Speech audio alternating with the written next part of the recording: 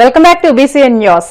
Chandrababu mark దోపిడీకి medical కాలేజీల ప్రైవేటీకరణే నిదర్శనమని, కమిషన్ల కక్కుర్తితో చంద్రబాబు ప్రజా ఆరోగ్యాన్ని, వైద్య విద్య అభ్యసించాలన్న పేద విద్యార్థుల కలను పరంగా పెడుతున్నారని మాజీ మంత్రి విడదల రజని ఆగ్రహం వ్యక్తం చేశారు. తాడేపల్లిలోని వైసీపీ కేంద్ర కార్యాలయంలో మీడియాతో మాట్లాడుతూ, మెడికల్ కాలేజీల ప్రైవేటీకరణ జరిగితే యూజర్ ఛార్జీల రూపంలో ప్రజలపై పెనుభారం మోపడం ఖాయమని, వైసీపీ ప్రభుత్వంలో ఉచితంగా అందిన వైద్య సేవలన్నీ రాబోయే రోజుల్లో డబ్బులు చెల్లించి పొందాల్సిన పరిస్థితి వస్తుందని వివరించారు. మెడికల్ కాలేజీల ప్రైవేటీకరణకు వ్యతిరేకంగా వైసీపీ నిర్వహించిన కోటి సంతకాల సేకరణ ప్రజా ఉద్యమం చరిత్రలో నిలిచిపోతుందని, ఈ ఉద్యమంతో కూటమి నాయకులు వణుకు మొదలైందని పేర్కొన్నారు. చంద్రబాబు నాయుడు గారు, వారి మంత్రులు, మరి ఆయన మద్దతు పార్టీలన్నీ కూడా అంతా రకరకాలుగా ఆపసోపాలు పడతా ఉన్నారు. మరి కోటికి మందికి పైగా ప్రజలు స్వచ్ఛందంగా వచ్చి మీరు చేస్తున్నది తప్పు అని చెప్పి చంద్రబాబు నాయుడు గారు చెంపలు చెల్లుమనిపించేలాగా ప్రజలు వ్యతిరేకిస్తున్నా కూడా ఇంకా కూడా వీరందరికి కూడా బుద్ధి రావటం లేదు. పైగా ప్రజలు వాళ్ళ యొక్క ఉద్యమాన్ని, వారి యొక్క భాగస్వామ్యాన్ని వీళ్ళంతా కూడా ఏ విధంగా హేళన చేసి చంద్రబాబు నాయుడు గారు వాళ్ళ వ్యక్తులతో ఏ విధంగా వాళ్ళ పార్టీ వాళ్ళతో మాట్లాడిస్తున్నారో మనం చూస్తా ఉన్నాము. మరి కోటి సంతకాలు చేసిన వాళ్ళందరినీ కూడా దొంగలని, సైకోలని ఎట్లా పడితే అట్లా వాళ్ళతో మాట్లాడిస్తా ఉన్నారు. మరి రాష్ట్రంలో ఈ 1,04,11,136 మంది ప్రజలను ఖచ్చితంగా వారి ఆత్మ గౌరవాన్ని దెబ్బతీస్తూ అవమానిస్తున్నట్టు కాదా చంద్రబాబు నాయుడు గారు అని అడుగుతా ఉన్నాము. ప్రజలంటే మీకు భయం గాని, వారి పట్ల కన్సర్న్ ఏమాత్రం కూడా లేదని చెప్పేసి మాకు స్పష్టంగా అర్థమైంది. అలాగే మీరు మాట్లాడిస్తున్నటువంటి తీరు, మీరు ఏ విధంగా వైఎస్ఆర్ కాంగ్రెస్ పార్టీకి మద్దతుగా ఉండి చంద్రబాబు నాయుడు గారు చేస్తున్నటువంటి మెడికల్ కాలేజ్ ప్రైవేటైజేషన్ ని తప్పుపడుతుంటే, మరి మీరు మాత్రము ఏ మాత్రం కూడా బాధ్యత ఉన్నటువంటి ముఖ్యమంత్రిగా, బాధ్యత గల ప్రభుత్వంగా వ్యవహరించుకోవడం లేదు. అందుకనే ప్రజలు స్వచ్ఛందంగా వచ్చి ఇంతమంది వాళ్ళ యొక్క సంతకాలతో ఈ ప్రభుత్వాన్ని బండకేసి కొడతా ఉంది. బండకేసి కొట్టినటువంటి విషయం కూడా నేను చూశారు అందరూ.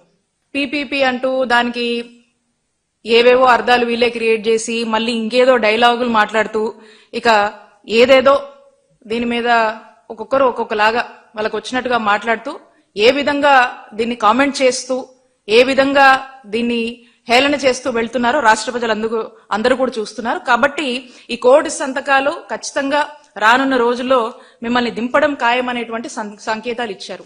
ఈ రోజున ఇంతమంది వ్యతిరేకిస్తున్నా కూడా మరి చంద్రబాబు నాయుడు గారు ఈ పీపీపీ విధానం ఇదేదో నేషనల్ మోడల్ అని చెప్పి, ఇంకా చాలా గొప్ప మోడల్ అని చెప్పేసి ఇంకా ప్రజల్లోకి ఇంకా కూడా ఇదే విషయాన్ని పదే పదే పెనిట్రేట్ చేసే ప్రయత్నం చేస్తా ఉన్నారు. ప్రజల జీవితాలు పూర్తిగా దీన్ని మార్చేసేటువంటి మంత్రదండంలా కూడా మరి చంద్రబాబు నాయుడు గారు దీని గురించి చెప్తా ఉన్నారు. ప్రతి ఇంటికి సురక్షితమైన తాగునీటిని అందించడమే లక్ష్యంగా జలజీవన్ మిషన్ పథకం రూపొందించారని, ఈ పథకం ద్వారా కె పెంటపాడులో రక్షిత మంచినీటి పథకాన్ని పూర్తి చేస్తామని రాష్ట ప్రభుత్వ విప్ తాడేపల్లిగూడ ఎమ్మెల్యే బొలిశెట్టి శ్రీనివాస్ అన్నారు. పశ్చిమ గోదావరి జిల్లా పెంటపాడు మండలం కె పెంటపాడు గ్రామంలో గ్రామీణ నీటి సరఫరా పారిశుధ్య శాఖ ఆధ్వర్యంలో నిర్వహించిన సీసీ డ్రైన్లను ఆయన ప్రారంభించారు. ఈ సందర్భంగా ఎమ్మెల్యే మాట్లాడుతూ, జలజీవన్ మిషన్ నియమావళి ప్రకారం గడువు పూర్తవుతున్నప్పటికీ ముఖ్యమంత్రి చంద్రబాబు, ఉప ముఖ్యమంత్రి పవన్ కళ్యాణ్ కేంద్ర ప్రభుత్వంతో సంప్రదించి మరో 2 ఏళ్లు గడువు పెంచారని అన్నారు. ఈ పనులు సకాలంలో పూర్తయ్యే విధంగా స్థానికులు సహకరించాలని కోరారు. కేపెంటపాడు గ్రామంలో 1,15,00,000తో జలజీవన్ మిషన్ స్కీమ్ కింద పైప్ లైన్లన్నీ డ్యామేజ్ అయిన ధర్మిల ఇక్కడ సర్పంచ్, ఇక్కడ గ్రామ నాయకులు అందరూ కలిసి ఇది మార్చమని అడగడంతో ఇది స్కీమ్ పెట్టించడం జరిగింది. మరి చాలా సంవత్సరాల క్రితం వేసిన పైప్ లైన్ ఇది. అన్ని చోట్ల కూడా సెంట్రల్ గవర్నమెంట్ స్కీమ్ లో మరి రాష్ట్రం అంతా కూడా గత ప్రభుత్వాలు వచ్చినప్పుడు కూడా ఇంప్లిమెంట్ చేయలేదు. మళ్ళీ పవన్ కళ్యాణ్ గారు పంచాయతీరాజ్ మంత్రి అయిన తర్వాత మరి ఆయన ఆలోచనల మేరకు అన్ని జలజీవన్ మిషన్ మరి 2 సంవత్సరాలు, మరొక 2 సంవత్సరాలు టైం అడగడం, నారా చంద్రబాబు నాయుడు గారు వీళ్ళంతా ఢిల్లీ వెళ్ళి మరో 2 సంవత్సరాలు ఈ స్కీమ్ని పొడిగించడం, దాని మీద ఈ స్కీము ఇక్కడ వర్తించడం, ఈ పని రోజు మొదలెట్టినందుకు అందరికీ హర్షణీయం. ఎందుకంటే ఇక్కడ అందరి కోరిక ఇది, మంచినీళ్ళు లేవు అనేది, పొల్యూట్ అయిపోతుందని చెప్పి కూడా చెప్పడం జరిగింది. మరి ఈ కార్యక్రమానికి విచ్చేసినటువంటి మిత్రులందరికీ, పెద్దలందరికీ నా ఉదయపూర్వ నమస్కారం తెలియజేస్తూ, త్వరితగతిన పూర్తి చేయించుకోవాల్సిన బాధ్యత లోకల్ నాయకులందరూ కూడా తీసుకుని తొందరగా ఈ కార్యక్రమం చేయాలి. ఎందుకంటే 2 సంవత్సరాల టైం ఉంది.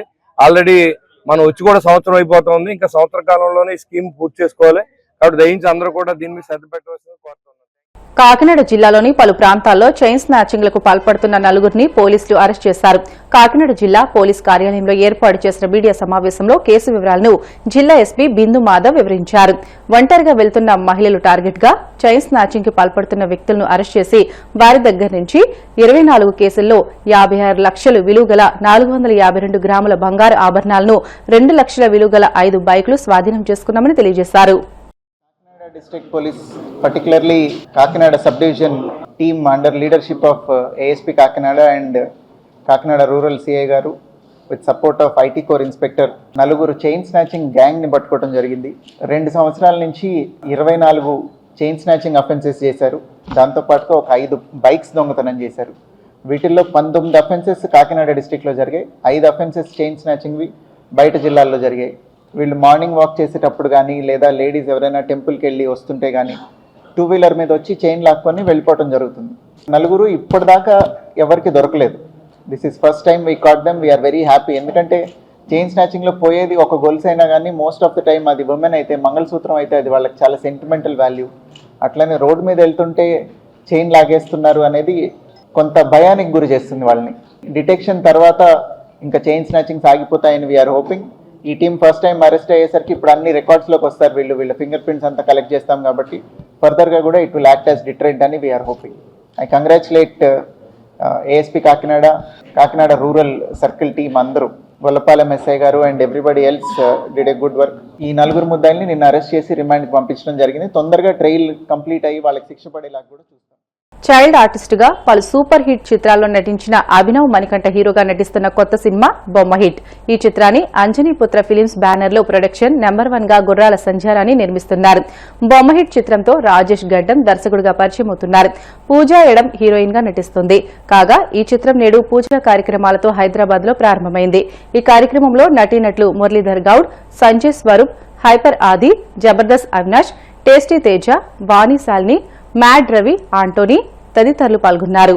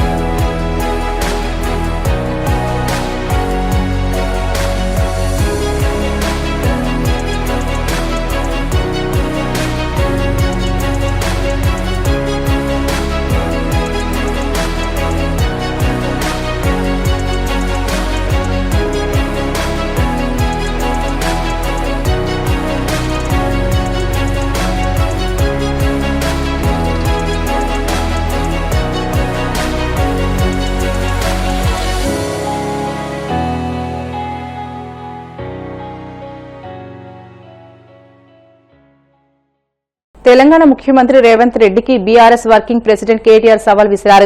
రాష్ట్రంలో 66% ప్రజలు కాంగ్రెస్ తోనే ఉన్నారని రేవంత్ రెడ్డి చేసిన ప్రకటనను ఆయన తప్పుబట్టారు. నిజంగా అంత మద్దతు ఉంటే బీఆర్ఎస్ నుండి గెలిచి కాంగ్రెస్ లో చేరిన 10 మంది ఎమ్మెల్యేలతో రాజీనామా చేయించి ఉప ఎన్నికలకు వెళ్లాలని డిమాండ్ చేశారు. అప్పుడు తెలంగాణ ప్రజానికం ఎవరివైపు ఉందో తెలుస్తుందని అన్నారు.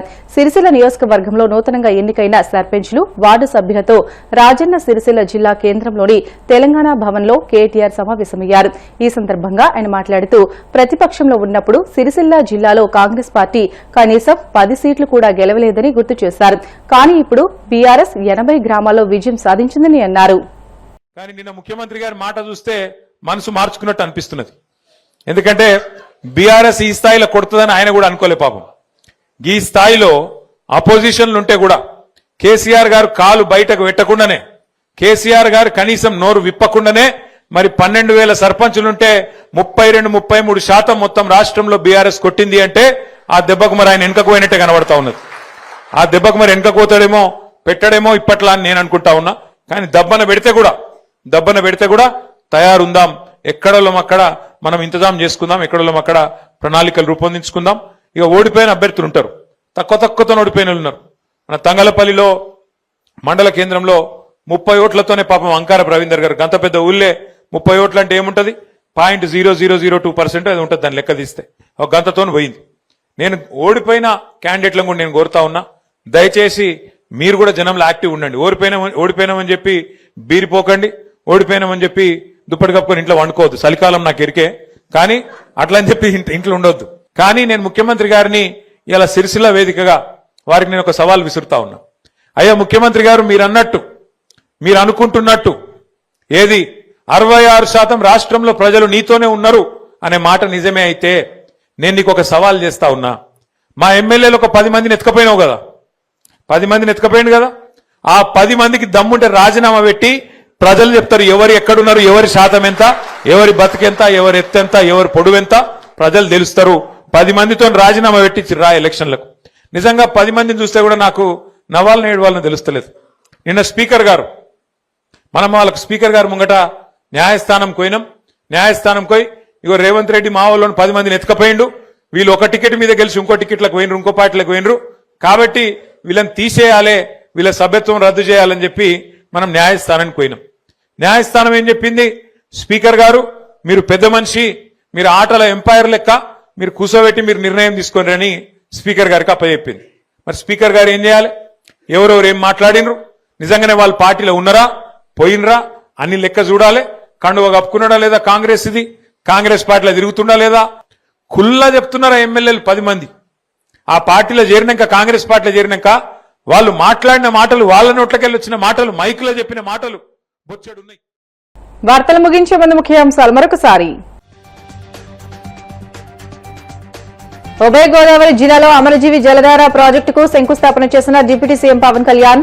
వాటర్ గ్రిడ్ ప్రాజెక్టుల కోసం ప్రభుత్వం 7,910 కోట్లు ఖర్చు చేస్తుందని వెల్లడి. శాసనసభకు వెళ్లి ప్రశ్నించలేని జగన్ ఇవాళ లోక్ భవన్ ముందు పచ్చి అబద్దాలు మాట్లాడుతున్నారు. మాజీ మంత్రి దేవినేని ఉమా ఆగ్రహం. చంద్రబాబు మార్కు దోపిడీకి మెడికల్ కాలేజీల ప్రైవేటీకరణ నిదర్శనం. తీవ్ర స్థాయిలో విమర్శలు గుప్పించిన మాజీ మంత్రి విడుదల రజని.